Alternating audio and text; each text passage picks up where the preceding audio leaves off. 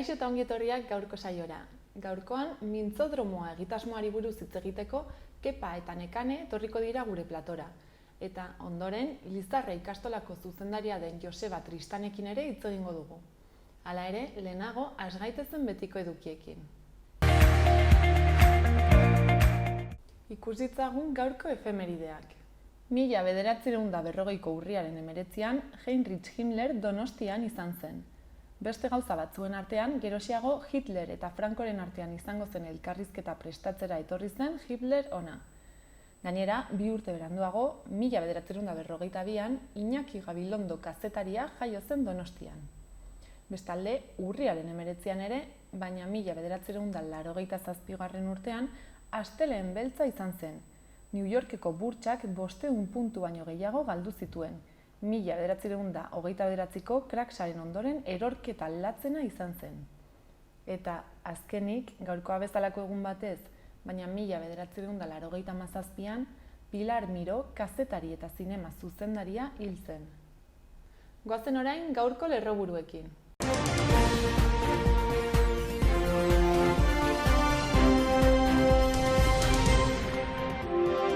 Arratsaldeon, gaur urriaren 19 asteartea hauek dira Iruñerriak eta Nafarroak utzitako albiste nagusienak. Arnaldo Otegi EH Bilduko koordinatzaile nagusia eta Arkaiz Rodríguez sortuko idazkari nagusia agerraldi bateratuan etaren biktimei jasan duten sufrimenduagatik atsegabea adierazi diete. Osasun departamentuak datorren astelehenean hasiko du gripearen aurkako txertoa eta koronavirusaren aurkako 3. dosiarekin konbinatuko da 70 urtetik gorakoen eta arrisku oso handiko biztanleen artean. Landa-garapeneko eta ingurumeneko departamentoa balantze positibo egin du Madrilen izan den Nafarroko barazkien astearen inguruan. Nafarroko administrazio auzitegiak bertan bera utzi du Zizur nagusiko udaleko plantilla organikoan idazkaritza, gazteria teknikari eta obretako langile lanpostuetarako euskera jakitaren eskakizuna. Hezkuntza departamentoak enplegurako lanbide heziketaren noraino iritsi nahi duzu kanpaina aurkeztu du.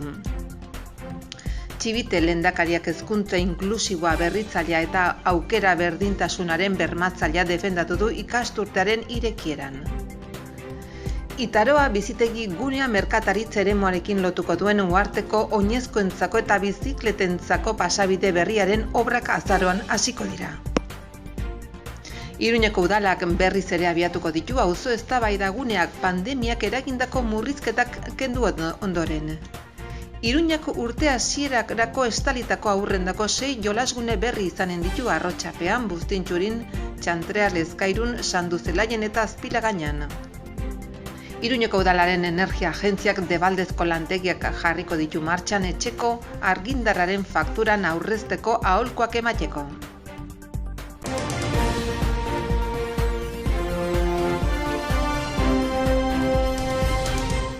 Asteontako agenda errepasatuko dugu.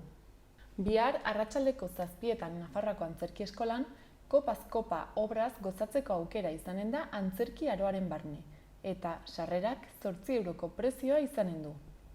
Horretaz gain, larunbatean goizeko 10etan Borroka Armatuak Euskadin liburuen inguruko solasaldiak eginen dituzte Laban. Eta larunbat arratsaldean 5etan hasita, geltokin ipuinak ipuin saioa egonen da. Jarrai dezagun gaurko komunikabideen azalak aztertzen. Diario de Notiziasekin hasiko gara. 70 urtetik gorakoek hilaren 25etik aurrera gripearen txertoa eta COVID-aren aurkako 3. dosia jasoko dituztela dio titularrak. Argazkiaren bidez, txartelen edukiontzia Mendillorrira iritsi dela jakinarazten du. Horretaz gain, Nafarroan Martin Villaren prozesamenduari babes politikoa erakutsi diotela aipatzen du gaurko azalean. Baita Otegik etaren biktimen mina sentitzen duela esan duela ere. Gai aldatuz, Osasunak 118.049 emakume bularreko minbizia detektatzeko zitatuko dituela nabarmentzen du. Bestalde, gobernuak aldi baterako 3 langile publikori kalteak ordainduko dizkiela jasotzen du azalean. Eta Lizarra ikastolak Nafarroa oinezeko erantzun bikaina eskertu duela ere azpimarratzen du. Baluartek gaur Marinarekin Emilio Arrietaren bigarren mendeurrena ospatuko duela ere aipatzen du notiziasek. Baita Ramon Andres saiakerako sari nazionala izan dela ere. Bukatzeko, Europan Osasuna eta Napoli entzuten direla azpimarratzen du. Diario de Navarrara pasako gara. Titularrak dioenez, ikertzaileen nafarrak bularreko minbiziaren aurkako txertoaren bila dabiltza 2023aren amaierarako. Irudian, edukiontzi berriak iritsi direla erakusten du. Horretaz gain, Otegik etak eragindako mina sentitzen duela aipatzen du, eta biktimek ez diotela sinisten. Gaia aldatuz, gripearen txertoa astelehenetik aurrera Nafarroan izanen dela jakinarazten du. Baita Ramon Andresek entseguaren nazionala lortu duela ere. Bestalde, Osasuna ligako errebelazioa izaten ari dela nabarmentzen du azalak. Eta, azkenik, Maiak 2022ko Sanferminak igandera arte, hilaren 17 arte luzatzea proposatu duela azpimarratzen du. Gararekin jarraituko dugu. Euskal Herria Bildu eta Sortuk etako biktimei beren mina ez dela eman behar esan dietela nabarmentzen du titularrak. Bestalde, 74 goi kargudunoik lakuarengandik biziarteko pentsioak kobratzen dituztela jakinarazten du. Eta azkenik, Parisek mugako kontrolak luzatuko dituela aipatzen du. Berriara pasako gara. Albiste nagusia, Sortu eta Bilduk etako biktimei atsekabea eta mina aderazi dietela da.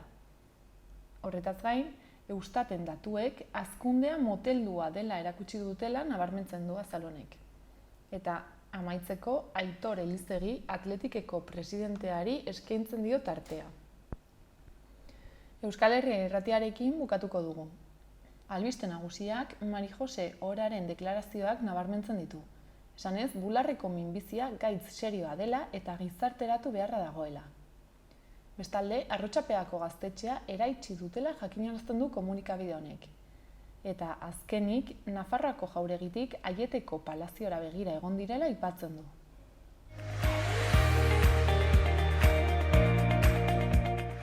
Pasa gaitezen orain, gaurko eta biharko eguraldien iragarpenak ikustera. Gaur, asteartea, giroa eguzkitsua izango da, beru puntu batekin. Zerua oskarbi edo ia oskarbi egongo da, eta udako temperatura izango dugu. Kantauri isurialdean 30 gradutara hurbilduko dira termometroak, eta 24-25 gradutara iritsiko dira hegoaldean. Hego osagaiko haizea bizi ibiliko da, eta tarteka enbarazu egin dezake. Goizean, behe-lainoa ager daiteke Ebro ibarrean. Eta bihar, asteazkenean aldaketa batzuk nabarituko ditugu arratsaldetik hasita, eta batez ere gauean. Egunaren lehen partean hodei gutxi izango dugu eta temperatura sasoirako altua izango da. Izan ere, termometroak 24-27 gradu ingurura iritsiko dira. Gainera, tarteka hego-mendebaldeko haize bizia izango dugu hizpide. Arratsaldean, haizea ahultzen joango da eta ipar-mendebaldera egingo du kostaldetik hasita. Gauean, norabide aldaketa leku gehienetara zabalduko da. Horren ondorioz, arratsaldean hodeiak ugarituz joango dira, eta gauean lainotzera egingo du Kantauri isurialdean. Gainera, euri apur bat egin dezake egunaren amaieran. Berriro ere, behe-lainoa ager daiteke goizean Ebro ibarrean.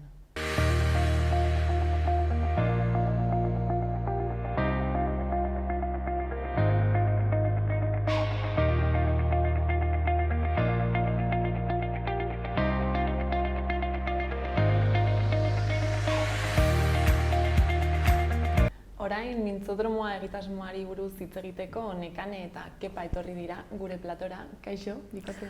Egunon. Zer moduz? Ongi, eta zu? Ongi baita ere. Ongi, hemen prestaketetan ari gara eta ideia zabaltzeko prest.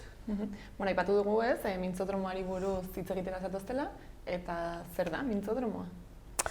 Bueno, mintzodromoa da Euskaldunak elkartzeko, eta haien artean harremanak sortzeko, eta euskara entzuteko, euskaltegietatik kanpo entzuteko, bide polit bat. Orduan zer da, euskara ikaslei zuzendutako egitasmo bat? Ez, irekia da, baina kontuan izanik hemen, Iruñerrian, euskara ikasle asko dagoela eta euskaltegietatik pasatutako jende asko, nolabait errealitate hori ere kontenplatu behar, ez, neurri batean. Bai, ekimen hau bultzatu dugu euskaltegietako arduradunok.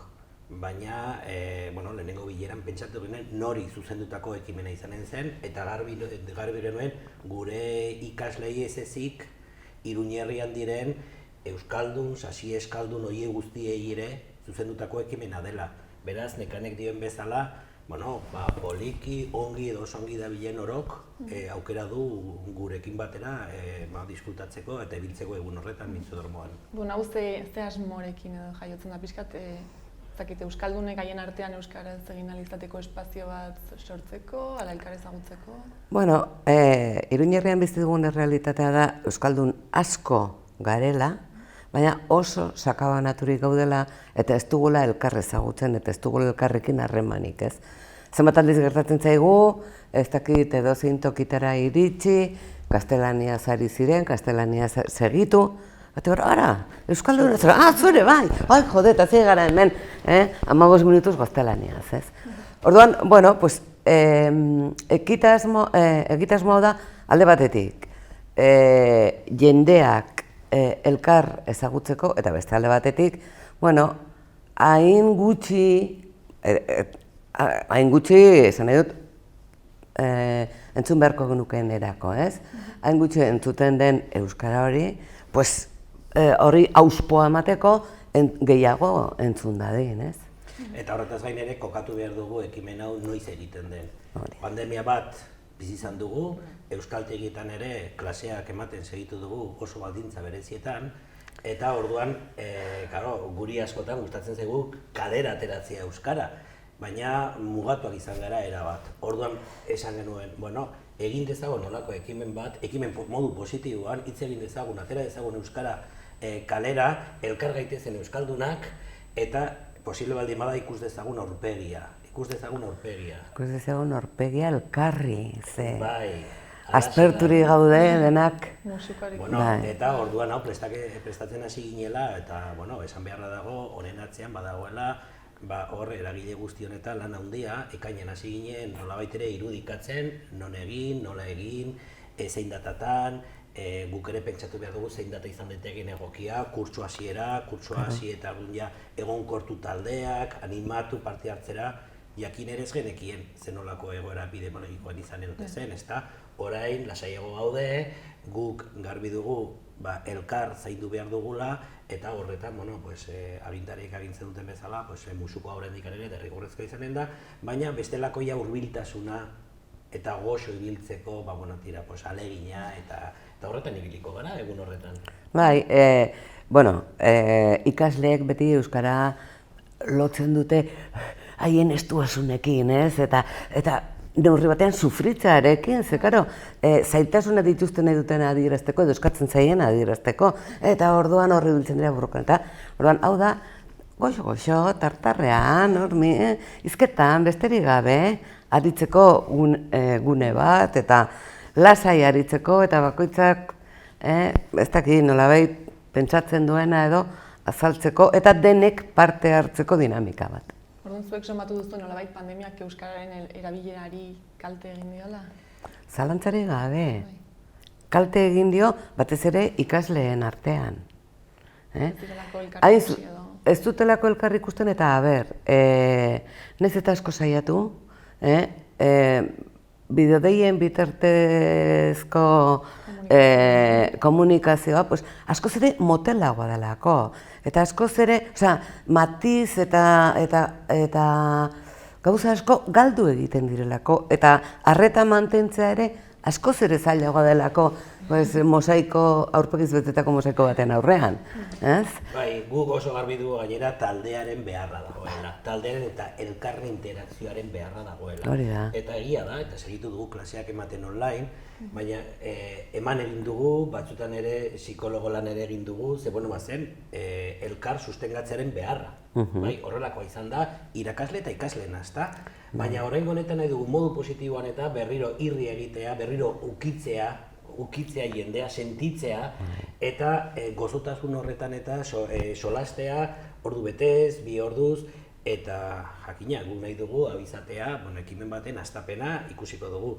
irudikatu nahi izan duguna hori da, hurbiltasuna, tartarra, eta bueno, pues hor guk kartela, ez da jendeak agian ikusi zain du sare sozialetan, ez da? Eta orduan hemen badira, bueno, batira hor koloreak eta ez da zer, eta orduan solasteko momentua dela elkar sentitzeko, eta ez dela inor beldur, bueno, batira, ez dire hemen nik askotan aipatzen dikaslei, lasai, fisika kuantikoaz ez gara mintzatuko, ez da? Garbi dago ez, ez da? Gailu hurbilak izanen dira, guk eroso sentitzea nahi dugu. Bai, horixe, haiek eroso sentitzea eta parte hartzeko aukera handienak eskainien edizkiegu. Zen izango da pixkat dinamika mintzodromoarena? Bueno, pues mintzodromoan azkenean 4 laguneko mailak jarriko ditugu. Mahai baten inguruan, mahai baten bueltan, eseriko dira, eta launaka, 4 laguneko maietan, eta bueno, guk aurrikuspen batzuk egin ditugu, guk, lehenengo aldia da horrelako zerbait antolatzen dugula, eta, bueno, beldur gara pixka bat hori nola kontrolatuko dugun, ez, neurri batean. Orduan, izen ematea ireki genuen, eta planteatu genuen 120 lagun elkartzea gehienez ere.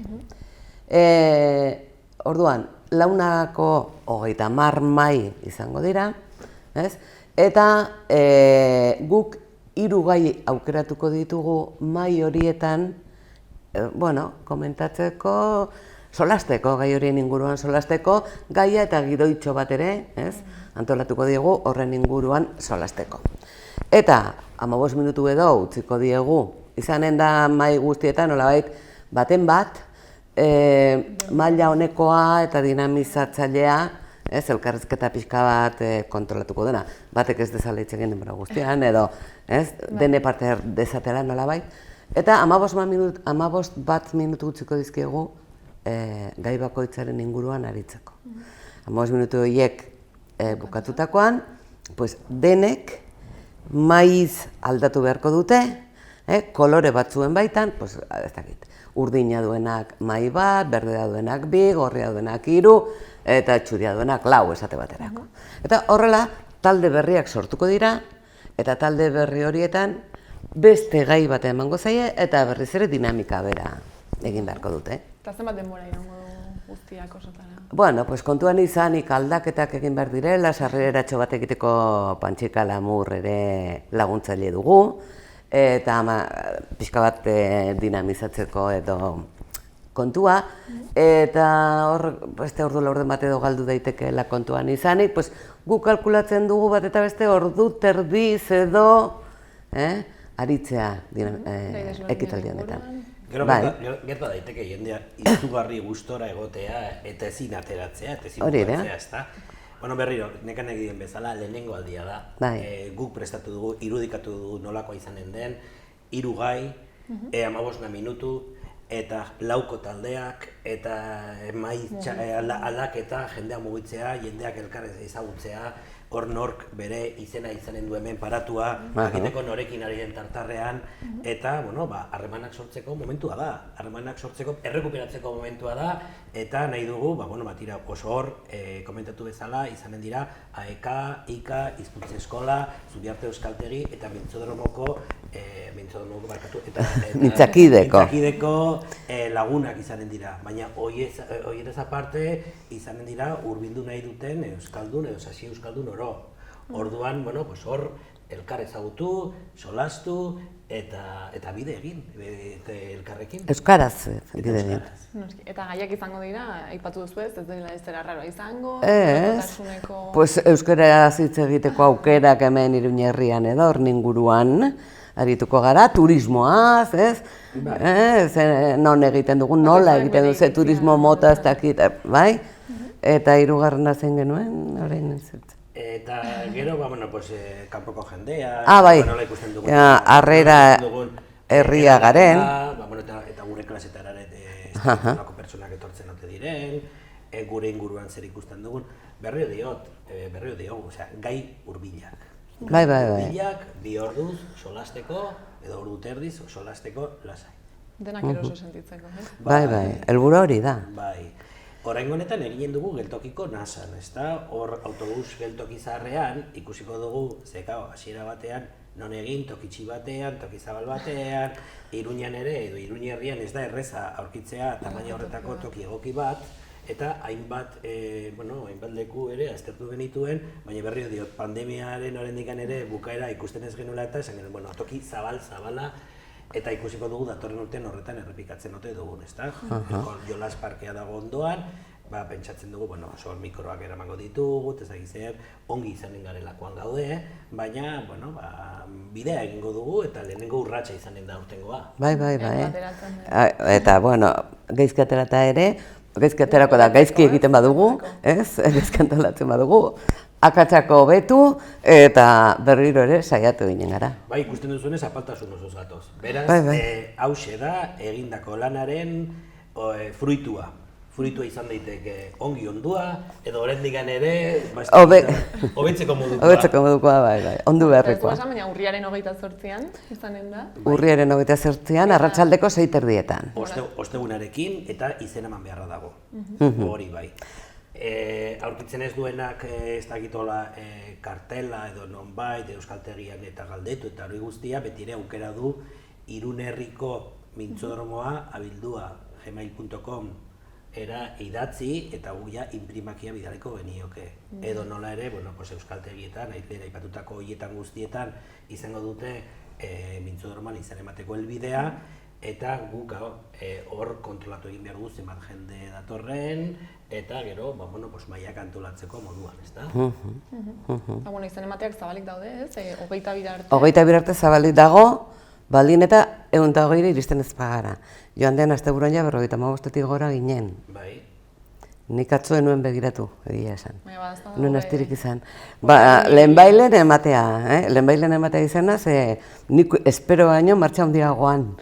Seinale ona, ez? Jendea gogotu. Bai, oso seinale ona. Bai, ikasleak eta, hor aurkeztu digunean hau klaseetan, lehenengo bada, erreparo punto bat badute, baina klasean ere, azken finean da, askotan gure euskaltegietan egiten ditu moduko solasak, ezta? Ezberdintasun bakarra da, oraingo honetan eta euskara aterako dugula toki publiko batera, eta gero, hor toki publiko horretatik nahi dugu, gero jendeak ere, baina osteguna da, juebintxon eta hori biltzea, giroa jarraitzea, eta horiek ere izatea, euskara segitzeko aukera, lagunak egitea, aspaldiko lagunak, ze esan beharra dago, askotan euskaren irakaskuntzan ere, bolada batean haikan ibilidea, beste batean ez Zubiarte, gero pasatu dira Ikara, eta orduan, ibiltzen dira, batzuk, ez da beti toki beran ibiltzen direna, beste batzuk aratonat, eta gero ere, hor mintzakide egitasmoa hor dago martxan, horiek ere elkartzen dira, toki ezberdinetako euskaldunak elkartu, solastu eta hori pasatu. Haien zaletasunaren araberako ekintzak egin, eta euskaraz egin. Agian gero beste gauza berriak sortu daitezke. Bai, denetatik gerta daiteke. Eta orduan nori gomendatuko zenioke edo nor animatuko zenukete, ez, izen ematera? Euskaldun oro. Edo zein euskaldun. Euskaldun guztiak animatuko genituzke parte hartzera. Eta nolabait euskaraz poliki moldatzen diren horiek ere bai. Horiek gure euskaltegietakoak dira batez ere, ezta? Edo ikasten ibiliak eta utziak, edo ez dakizer, edo maila altuak egitera iritziak eta urte dexentean atzean utziak dutena, atzean utzia dutenak. Eta horiek guztiak animatuko nituzke, popurri honetan parte hartzera, ongi pasatzera, gustura aritzera, tartarrean hortxe, esaten dugun bezala, eta gozatzera gurekin. Bai, guk gainera hau prestatu genuenean kutsu akademikoak kendu nahi izan genion, ezta? Nori zuzendutako ekimena da. Aipatuko dugu maila jakin bat, A bat, A2, B bat, B2, ez. Orduan guk, bete behar duten inprimaki horretan, egiten zaion galderetako da, nola moldatzen zara euskaraz. Poliki, ibiltzen naiz, nik, ez dakiz zer, Iruñan bizi naiz, baina, ez dakiz nongoa naiz, ez dakiz zer, ongi, edo oso ongi. Orduan, nekane dien bezala, helburua da, maila horren bueltan ibiltzen diren horiek, elkartzea eta solasteko aukera guk bultzatzea. Hori da. Orduan, hizkera akademikoa aparte bat, aparte utziko dugu, ez diogu inori galdetuko, zu non zaude, ze bat mailan, ez non zaude, aekan, ikan, zubiart, ez, inolaz ere. Iruñerreko euskalduna zara, edo Iruñetik kanpo etorri baldin bazara. Ere bai, ongi hartuko zaitugu. Duda izpirik gabe. Hor, gero gure inprimaki horretan guk hainbat informazio jasoko dugu, besterik gabe estatistikarako, zenbat jende heldu den, eta hori guztia, eta horixe da. Baldintza bakarra gogoak. Gogoa izatea. Bai. Beste euskaldun batzuekin, ordu bete ordu terdi, solasean lasai pasatzeko gogoa izatea. Mintzodromoa ez da asmatutako kontu bat. Euskal Herrian barrena hainbat egin dira, eta orduan, horiek ere laguntzera izan dugu, norako gaiak nola planteatu, honen atzean, mintzodromo hitza entzun, eta nork bere irudipena egiten du, ezta?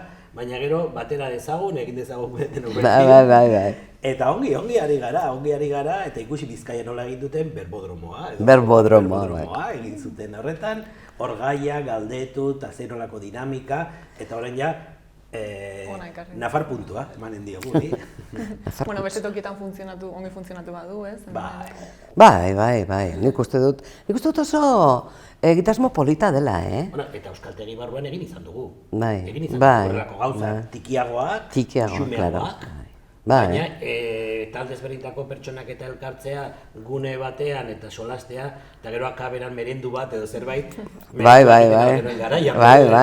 Orain, azken 2 urte hauetan ere hori nabaritu dugu gure euskaltegitan, ez da? Bai. Den egiten genituen, ospakizun hori guztiak eta... Karo, egiten genituen euskaltegian, edo euskaltegitik kanpo askotan, ez? Egiten genituen ospakizunak, geure artean eginak izanik ere, nik zer dakit.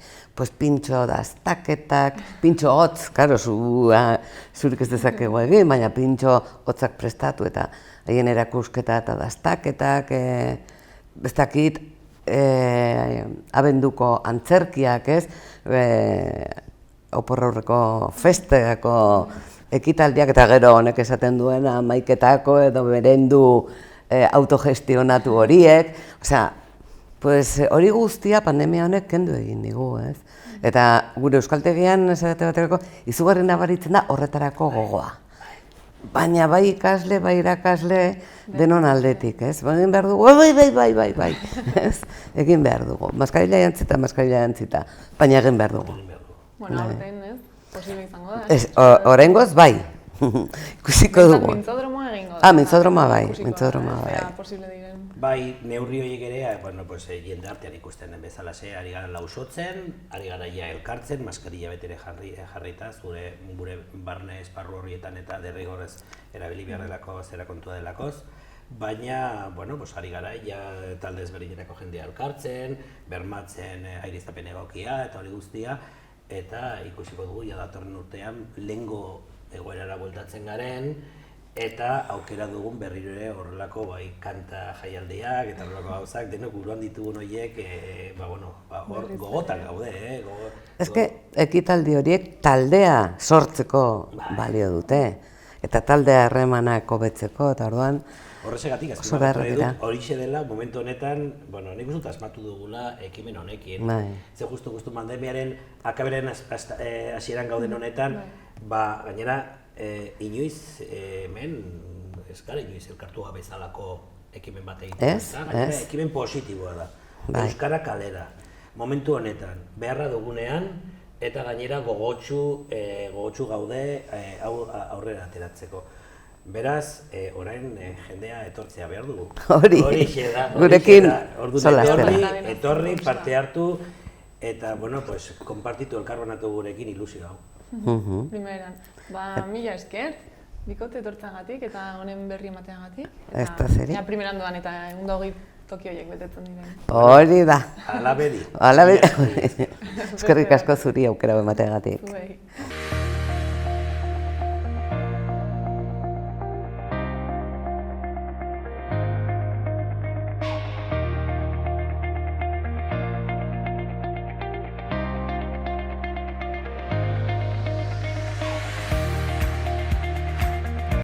Udalerrietako albistetara pasako gara.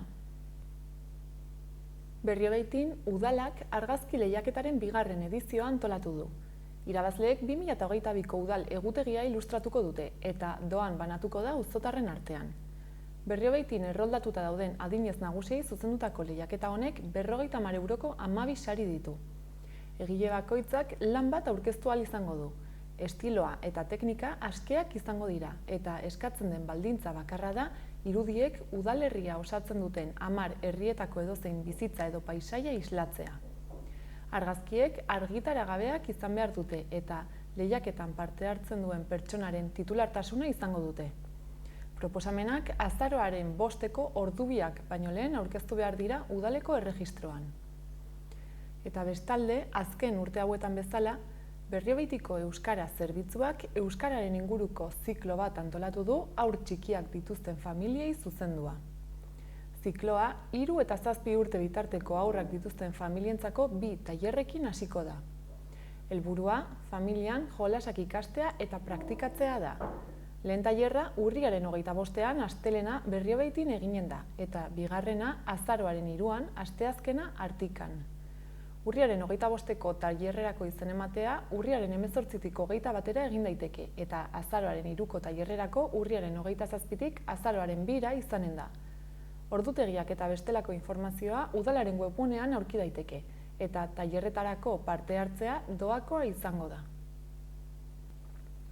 Berriozarren urriaren 31 arte Euskara maitatzen hasteko hitzak erakusketa egonen da ikusgai kulturgunean. Eta bestalde, urriaren 20tik 23ra Berriozarko gizarte gaietako laburmetrai jaialdi internazionala ospatuko da.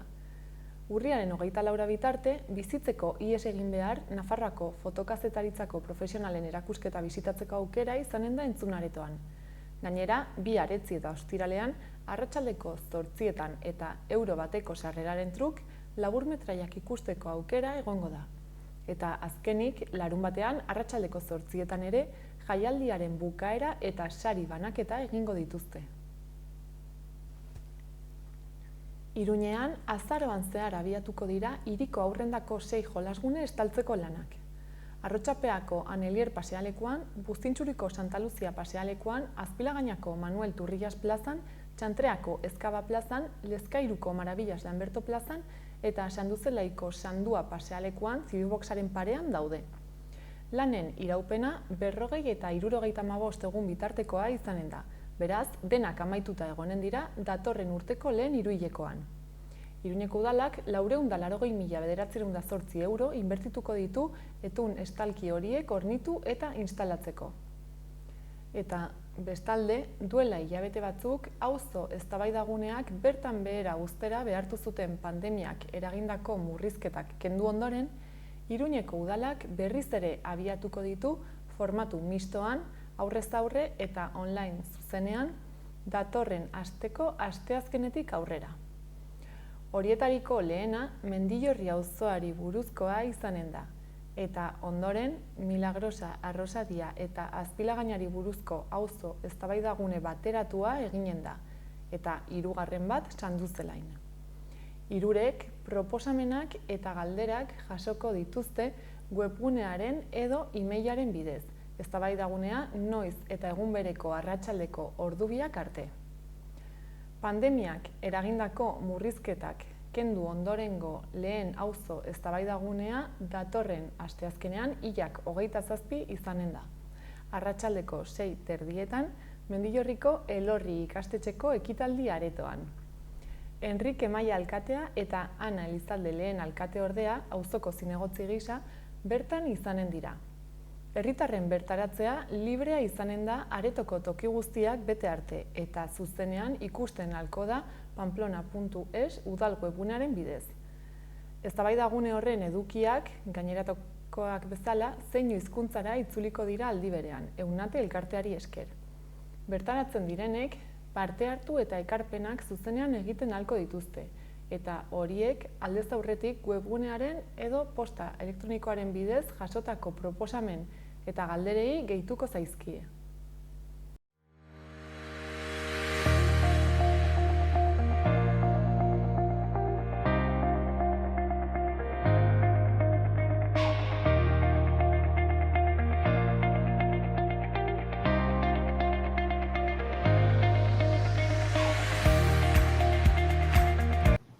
Kaixo, Joseba, zer moduz? Kaixo egunon. Zer moduz zaudete? Oso ondo, oso pozik gaude asteburu honekin eta benetan sentsazioa oso ona izan dela. Orduan, bueno, Nafarroa oinezaren ze balorazio egiten duzu Elizarra ikastolatik? Orokorrean asteburu oso polita pasa dugu eta balorazio oso positiboa egiten dugu asteburu honetakoa.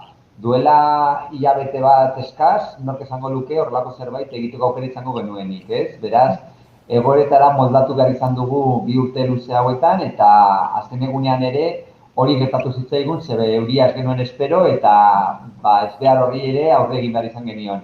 Eta balorazioa oso positiboa, jende haunitz etorri zen gurera, elkartasuna nabaritu dugu jendearen gandik beti nabaritu izan dugun bezala. Larun batean ere oso egun polita izan genuen Lizarrako kaleak euskaraz bete zirelako eta oso giro alaia eta atsegina izan genuelako. Eta azken finean, arazorik ez dagoenean eta horrelako festa bat antolatzen denean, denok pozik geratzen gara. Orduan, 2 urte hauetan egindako lan guztiak eta bizitako momentu zail guztiek merezi izan dute? Noski baiet, azken finean guk ere behar genuen horrelako zerbaitekin bukatzea. Oso ezin egonak eta ezjakintasunak kalte egiten digu, ez? Eta hori bizi behar izan dugu azkeneko hilabeteetan. Pandemiak eragin du, hori jakitea biharko arauak zentzuk ziren, baina biharamunekoak ez. Orduan, oso gogorra izan da, ez? Baldintza ezberdinetara moldatzea, ez jakitea posible izango genuen zerbait egitea, ez egitea, eta azkenean formatu txikian bada ere ospatzeko aukera izateak lagundu du pixka bat ziklo guztia ixtera. Eta jendeak espero zenuten bezala, erantzun du? Noski baietz, guk oso elkartasuna nabaritu dugu gertu-gertuan, gehien bat ikastolara hurbildu da jendea igandean, ez? Gurekin egon nahi zuten, gure ondoan, nabaritu dugu haien elkartasuna hainbat bideetatik. Egia da, azken finean, festa txikia izan da, gure hasierako helburu orokorrak ez ditugula bete-betean bete, baina horrelako festaren helburua bai osatu dugula eta horrekin oso gustora geratu garela. Orduan, zer bizial izan zen asteburu hontan, Lizarran? Oso jai giro polita egon zen, ez? Nik uste dut denok behar genuela hori. Nabaritzen genuen, aurreko egunetan ere esaten ziguten jendea gogoz zegoela, eta egia da, hainbeste hilabete, etxeetan geratuta ez, baina harreman sozial gutxirekin egon ondoren, jendeak horrelako zerbaiten beharra zuela, ez? Gizarteak batzuen egarri hori, ez? Sozializazioarena eta horrelako giro batean egotearena, eta hori somatu dugu. Gure egitaragua xumea zen, baina nahiko plurala, familientzat, gazteentzat eta hainbat jendeentzako ekitaldiak aurreikusirik, beraz, hori izan dugu eta horrela ospatu dira. Eta berezik ez da egon da inguruko jendea, ala urrunagotik ere animatu da jendea? Gehien bat inguruko jendea egon da, naiz eta kanpokoak ere etorri, gehien bat agian autokarabanarekin eta olako egoerak ere izan dira aurreko egunetik. Behin eta berriro edabideetan eman dugun mezua hori izan da ere, ez? Beti ezaten genuen festa txikia zela, herrikoa, zur jokatu behar genuela, arduraz, eta oso kontent gaude baita ere gizarteak izan duen erantzunarekin, ez? Hain zuzen ere hori gertatu delako, jendeak errespetu handiz ibili da, oso modu honean hurbildu da, ez da inolako agobiorik egon, eta jendetza egon da, oso babestuak eta maitatuak sentitu gara, baina inolako arazorik gabe. Orduan, giro ona ez, baina beti ere segurtasuna mantenduz. Hori da, erronka esen txikia, ze pandemia osteko lehendabiziko Nafarroan izatzen, eta beraz, genuen kezka hori, baina pasa dugu eta nahiko duin, uste dut, ez? Azken finean, lortu dugulako horrelako festa bat egitea, bai formatu txikian zela, baina inolako arazorik gabe eta denok gustora egoteko moduan. Denaen aipatu duzu ez, egoera hau dela eta hasierako helburuak ez dituzuela erabat bete. Hori nolabait konpentsatzeko zerbait egiteko asmoa duzue, ala Bai, azken aldian egiten ari garena da, bueno, berriz ere hedabideen bitartez adierazi, egia dela, asteburu hau oso polita izan dela, oso jai atsegina izan dugula, elkartasuna izan dugula hainbat eta hainbat lagunengandik, baina oraindik ere ez dugula nahikoa, ez? Festa txikiak ospatzeak hori ekarri du. Gure hasierako helburuak ez ditugula beteko eta horretarako dei egiten dugu nafarroinez.eus webgunean hor ekarpenak egiteko. Badugu aukera bai kontu korrontearen bitartez edo bai bitunen bitartez oso modu arin eta erosoan horrelako laguntza emateko. Eskertuko dugu ikaragarri baita ekarpen txikia bada ere, ze gure proiektuak, Lizarraldeko euskarak eta azken finean guk berritu edo osatu nahi genuen gure haurreskola eskertuko dugulako. Eta noiz arte egongo da ekarpen hauek egiteko aukera? Baduzu dataren bat, ala... Gutxienez hilabetea bukatu arte bai, guk Nafarroinez festak badakizue orain lekuko hartu du Tafallako ikastola, Gaztetxeros Jaioz ikastolak, eta beraien Nafarroinez aurkeztu bitartean gurea indarrean jarraituko lukeela esan dezakegu. Beraz, hurrengo asteetan oraindik aukera hori izango dugu ekarpenak egitekoa eta benetan eskertze ditugula ikaragarri baita ekarpen txikiena ere. Eta helburu hori betetzeko oraindik asko falta da, ala, bueno, gutxi gora bera. Zaila dugu esatea, ze egia da, badakizue kontuak oraindik ez ditugula erabat garbi, ez? Oraindik faktura asko ditugu ordaintzeko, oraindik kontaketan hor lan handiak ditugu egiteko eta beraz oraindik datu edo zenbakiak ez ditugu erabat garbi. Baina zerbait evidentea da, ez? Nabarmena izango da, beharko dugula oraindik pixka bat gehiago, ze esan bezala ez dugu Nafarroinez arrunt bat ospatu. Ospatu duguna izan da, egoera behartutako Nafarroinez bat, bai, askoz formatu txikikoa eta beraz aukera gutxiago diru sarrerak lortzeko. Baita ikasturtean zehar, pandemia dela eta oso gauza gutxi egiteko aukera izan dugu. Bai, eta horrek ere eragiten du, ze badakizue Nafarroinez festa zela bakarrik azken eguneko festa hori, baizik eta ikasturte edo urtean zehar egiten diren hainbat eta hainbat ekitaldi. Gure kasuan aukera horiek ere ez ditugu izan. Orduan ez, ekarpen guztiak beharrezkoak eta ongietorriak izango dira. Bai, hori da, noski baietz, bai. Beti Lizarrak izan du horrelako iman berezi bat, beti sentitu gara oso maitatuak eta elkartasuna sentitu dugu Euskal Herriko hainbat eta hainbat lagunengandik, eta oraingoan ere gauza bera sentitzen ari gara, ez? Ikusi dugu asteburuko elkartasun horrekin, nola jendea hurbildu den guregana, nola kasu egin duten eman ditugun hainbat eta hainbat leloei, ondo pasatu gabe, errespetuz aritu, hemen gaude laguntza behar dugu, eta oraingoan ere ziur gaude jasoko dugula eta bukatuko dugula hasiera batean genuen ideia hori. Espero dezagun, baietz, eta momentu hauetan zein da giroa ikastolan?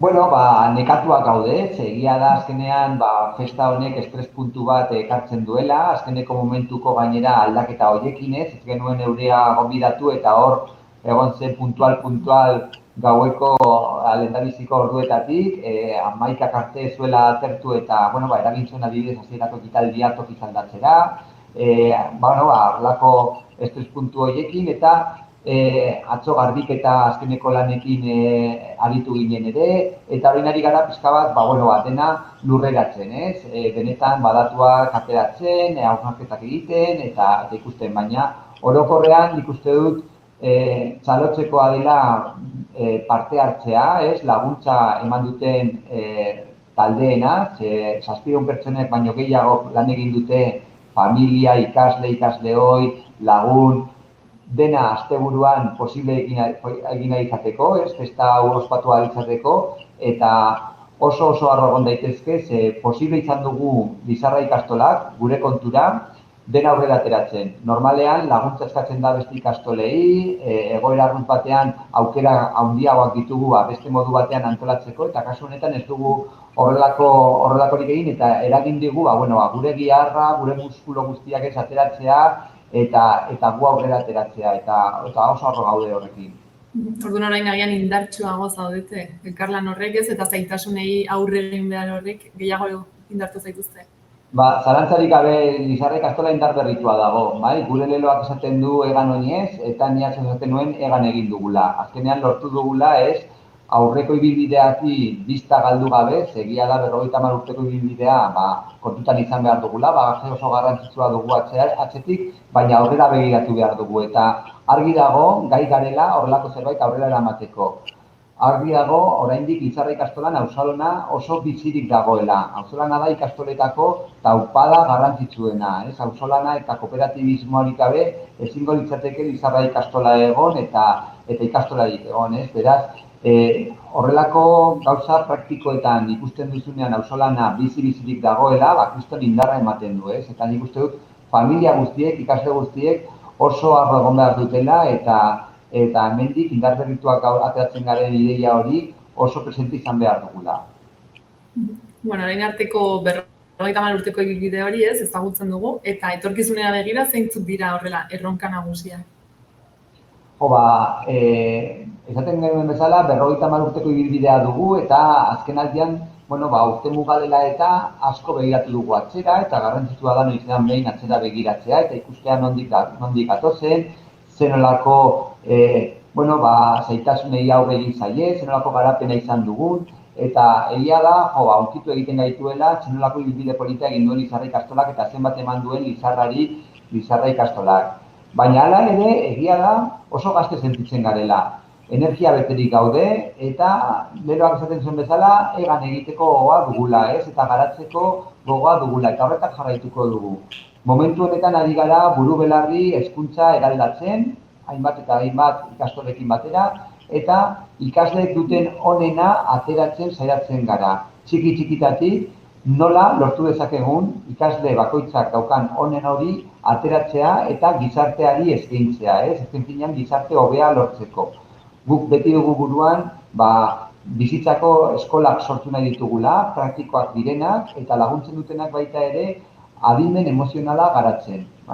Oso garrantzitsua baita ere emozioak kudeatzea eta jakitea momentu bakoitzean zer sentitzen dugun, nola kudeatu dezakedan hori eta nola egin dezakedan ni pertsona hobea izateko, nola lagundu alduten horretarako. Eta horretan jarriko dugu indarra, pixka bat hezkuntza eta gure gizartea pixka bat hobe izaten. Eta, orain egan zoaztela beste 50 urteko ibilbidea izanen duzue? Zoragarria izango litzateke ez, bertiko pixka bat ematen du pentsatzeak hemendik 50 urte barru nola egongo den Lizarra ikastola. Gustatuko litzaidake ikaragarri, horrela izatea. Behintzat urtetik urtera, joaten gara pixkanaka, urratsez urrats, gauzak hobetzen edo mantentzen behintzat, eta ikuspuntua jarrita etorkizunean. Gustatuko litzaidake noizki baiet 50 urte gehiago izatea. Ez dakitez, agian amaitzeko, zen mezu bidaltzea gustatuko litzaizuken? Eskerrak ematearena, gizarte osoari, Lizarra ikastolarekin izan duten elkartasunagatik, eskerrak eman baita ere familia eta bolondrez guztiei, festa hau aurrera ateratzeagatik, emango nuke baita ere keinu berezia gure ikasle horiei, ikasle hori pila bat izan ditugu baita ere lanean hau aurrera ateratzeko.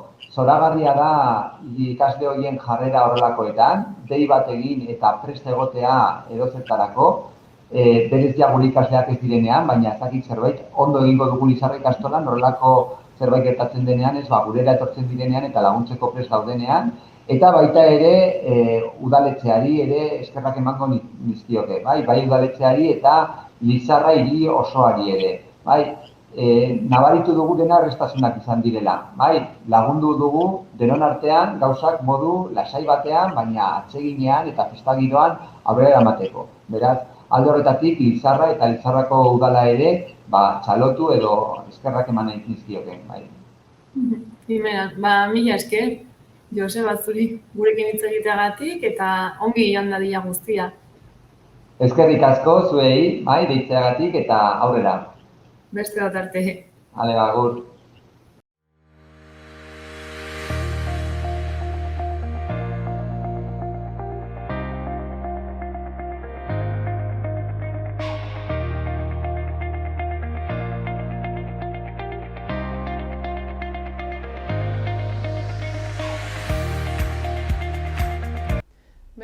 Gaurkoz, hau izan da guztia. Mil esker horregoteagatik eta bihar arte. Gobierno de Navarra. Nafarroako gobernua.